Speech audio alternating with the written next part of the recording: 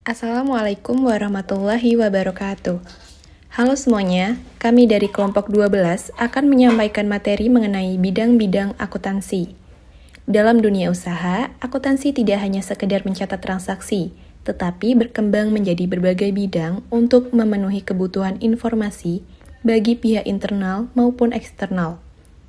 Pada video ini kami menjelaskan beberapa bidang akuntansi, seperti akuntansi keuangan, akuntansi manajemen, akuntansi biaya, perpajakan, auditing, akuntansi pemerintahan, hingga akuntansi pendidikan. Yuk kita mulai pembahasannya.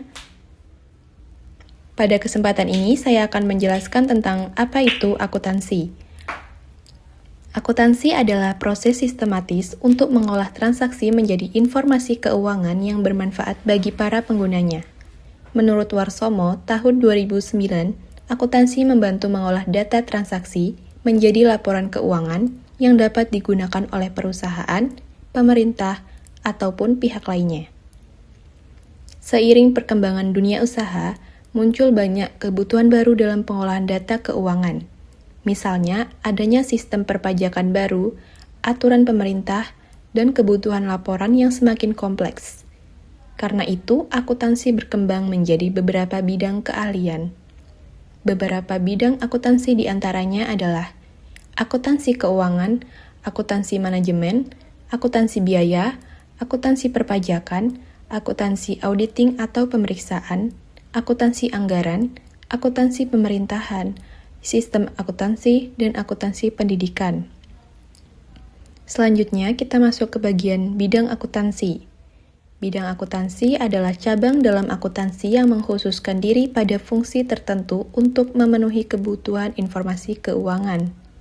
Informasi ini bisa digunakan oleh pihak internal perusahaan, seperti manajer atau pemilik, maupun pihak eksternal seperti investor, kreditur, atau pemerintah. Bidang yang pertama adalah akuntansi keuangan. Akuntansi keuangan menyusun laporan keuangan perusahaan secara menyeluruh untuk pihak eksternal.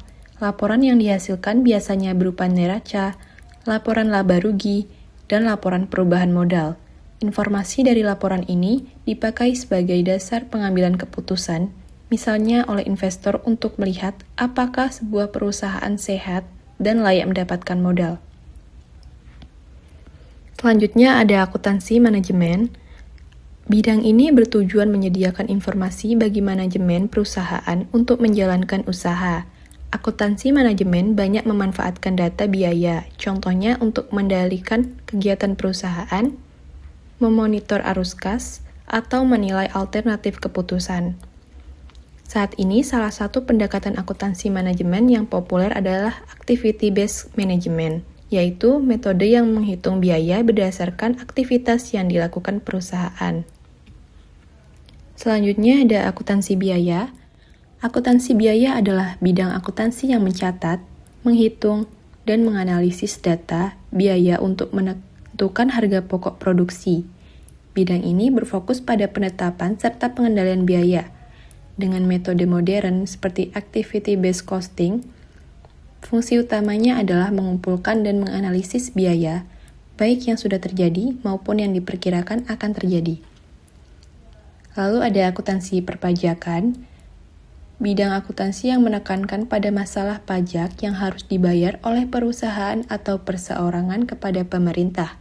Dalam perpajakan akan dibahas tentang hukum-hukum dan perhitung-hitungannya dalam usaha menetapkan besarnya pajak tersebut. Selanjutnya, akuntansi auditing. Pemeriksa akuntansi atau auditing adalah bidang akuntansi yang melakukan pemeriksaan independen terhadap pencatatan dan laporan keuangan perusahaan maupun pemerintah. Tujuannya agar informasi akuntansi dapat dipercaya sekaligus menilai kepatuhan pada kebijakan serta efisiensi dan efektivitas kegiatan. Auditing didasarkan pada objektivitas, independensi, kerahasiaan, serta pengumpulan bukti yang relevan. Lalu akuntansi anggaran. Akuntansi peranggaran adalah bidang akuntansi yang menyusun anggaran, pendapatan dan biaya berdasarkan pedoman atau standar tertentu. Anggaran berfungsi sebagai pedoman kegiatan finansial, perusahaan, perorangan maupun pemerintah di masa depan. Bidang ini berkaitan dengan penyusunan rencana keuangan jangka waktu tertentu, serta mencakup analisis dan pengawasan. Anggaran sendiri merupakan sarana untuk menjabarkan tujuan perusahaan melalui rencana kegiatan yang akan dilaksanakan beserta nilai uangnya. Selanjutnya, saya akan membahas tentang akuntansi pemerintahan. Nah, akuntansi pemerintahan adalah bidang akuntansi yang diterapkan di lembaga pemerintahan, bertujuan untuk mencatat, mengendalikan, dan melaporkan transaksi keuangan. Bidang ini fokus pada penyusunan laporan akuntansi yang mendukung administrasi, pengawasan, dan pengelolaan keuangan negara agar tertata dengan baik. Nah, selanjutnya ada sistem akuntansi. Sistem akuntansi adalah bidang akuntansi yang melaksanakan kegiatan dengan merancang cara melakukan pencatatan akuntansi supaya aman, efektif, dan efisien. Mulai dari mengorganisir dokumen, formulir-formulir, dan penyusun prosedur pencatatannya. Selanjutnya ada akuntansi pendidikan. Akuntansi pendidikan dalam bidang akuntansi adalah cabang akuntansi yang fokus pada pencatatan, pengendalian, dan pelaporan keuangan di lembaga pendidikan. Tujuannya adalah memastikan pengelolaan dana pendidikan transparan, efisien, dan sesuai peraturan, sehingga keuangan institusi pendidikan dapat dikelola dengan baik. Selanjutnya ada tujuan akuntansi. Tujuan akuntansi yang pertama ada menyediakan informasi keuangan agar pihak internal atau manajemen maupun eksternal atau investor, kreditor, pemerintah bisa mengambil keputusan ekonomi dengan tepat. Nah, yang kedua ada mengetahui posisi keuangan suatu entitas melalui laporan keuangan seperti neraca, laporan laba rugi, dan arus kas.